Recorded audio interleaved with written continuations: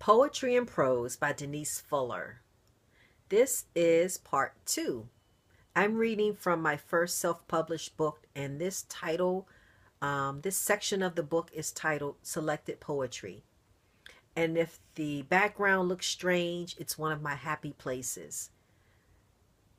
It's where I do my Bible study and reading and spending time with my Lord.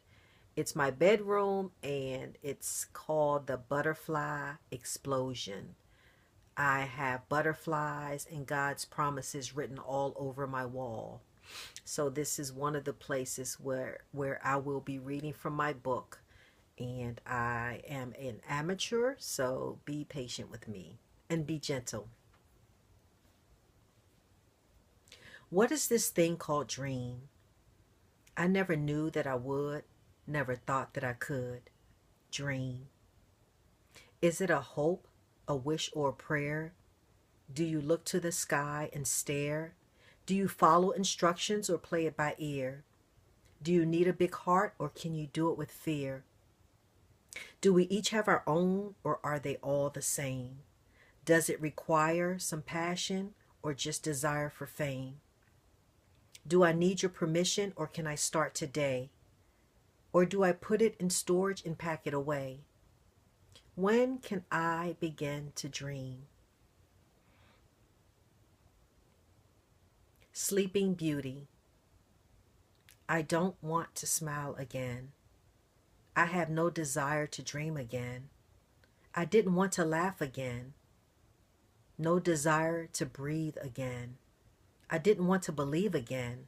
No desire to leave home again. I didn't want to trust again. No desire to go there again. I didn't want to love again until you took hold of my hand. And now all things are new again. In your presence I am me again.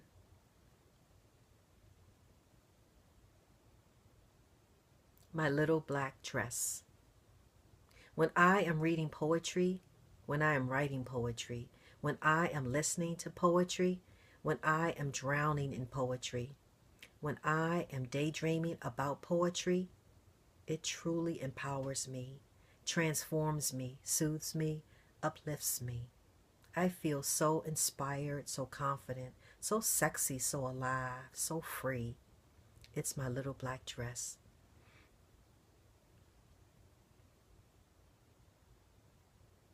Bird envy. He gets to sit in the grass doing nothing, just sitting there, nibbling here and there to satisfy his appetite. Nothing extravagant, just seeds and simple things like that. He gets to float on top of the warm lake as it gently ripples about in either direction. He and his friends going nowhere in particular, just chilling and occasional conversation. And the grand finale, when he has had enough of the things of this world, the boredom of people, food, and idle chatter, he gets to spread his wings and fly. With that special someone or completely solo, as long as he can stand it or as high as his heart desires. Hey, wait a minute. I can do that too. Just at the end, I'll trade in my wings for an airline ticket.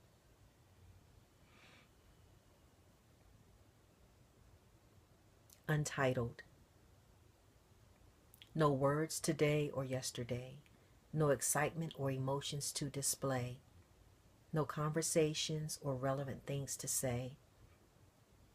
No one present to see things my way. No romantic partner to convince me to stay.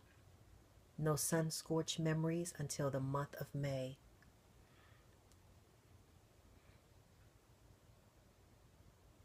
The past has no power. In the dead of winter, the tall trees reveal my family secrets. Naked, brittle branches fall, and finally my heart begins to mend. Icicles slowly melt against my long-suppressed tears. Like a heavy weight that has been lifted, I then fall into a deep sleep.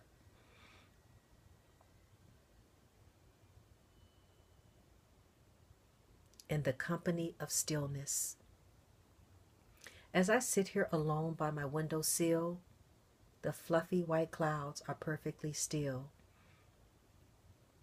As I sit here alone by my windowsill, the birds on the fence are standing still.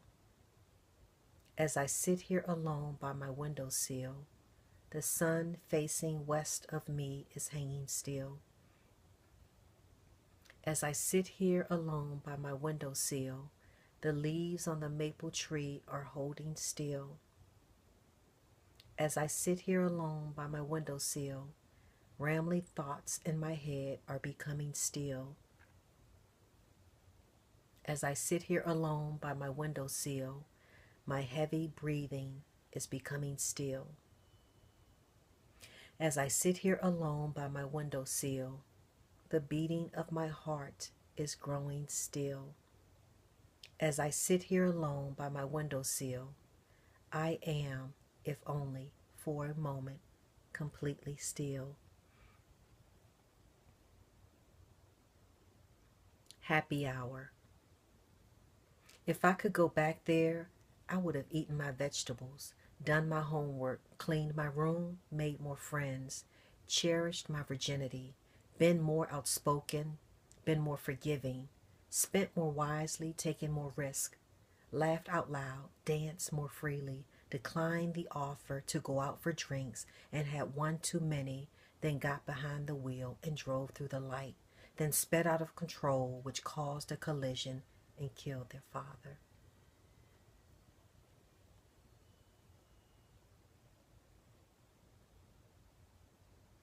April rain.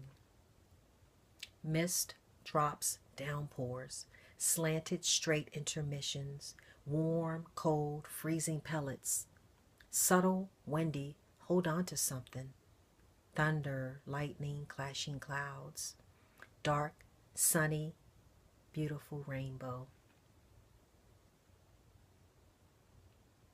For me, writing is releasing, cleansing, discovering, imagining, acknowledging, relieving, expressing, addictive, meditating, revealing, calming, accepting, yearning, thirsting, longing, desiring, pleasing, healing, restoring, compelling, endlessly seizing, escaping, intoxicating, dancing, exhilarating, effortlessly breathing.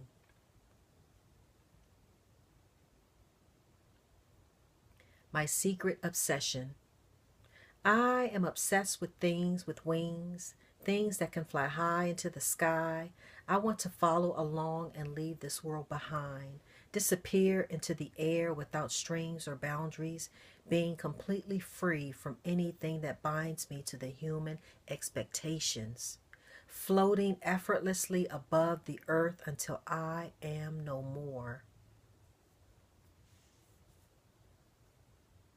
Chasing a rainbow.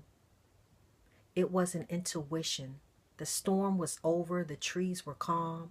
I could feel its presence. As I ran to the window and there it was, beautiful and bright, I ran downstairs. Where's my camera? Max leading the way, just as excited. Flashbulb ready as I ran to the curb. I looked up to the sky and it was gone. Just as quickly as it had appeared. I hold on to that day. God's promise and one of my last moments with Max while chasing a rainbow. Our last Sunday, dedicated to my baby Max. The sun is shining bright as ever. Birds are singing ever so sweetly. I'm going to be ready is playing in the background. Max is breathing heavily. I'm having a cup of Java. The emails are endless. It's currently 8:54 hours. My lawn is cut, not green, but cut. The air feels moist. The lake appears calm. My birthday balloon is still floating. The sky is blue, just as it was yesterday. My heartbeat is slightly lower than normal. Song just changed. Amazing God is now playing. Max just moved a little closer to me. I think I'm experiencing symptoms of carpal tunnel, and above all, I am humbly and patiently awaiting his instructions. Starless night. Wednesday night clouds appear somber, similar to my mood, but in his presence, we, the clouds and I, rest in his care. Just like yesterday, the gift of morning will give way to all things new. Date night. On the bookstore's floor, time stands still as I lose myself in poetry. Voices of strangers in the background and occasional laughter. Socialization of the opposite sex and numbers being exchanged. As for me, I am content with no human contact, completely comforted. No need for broken promises or unreturned phone calls. Spare me, please. I found my greatest pleasures as I turned the page wrapped in prose and haiku.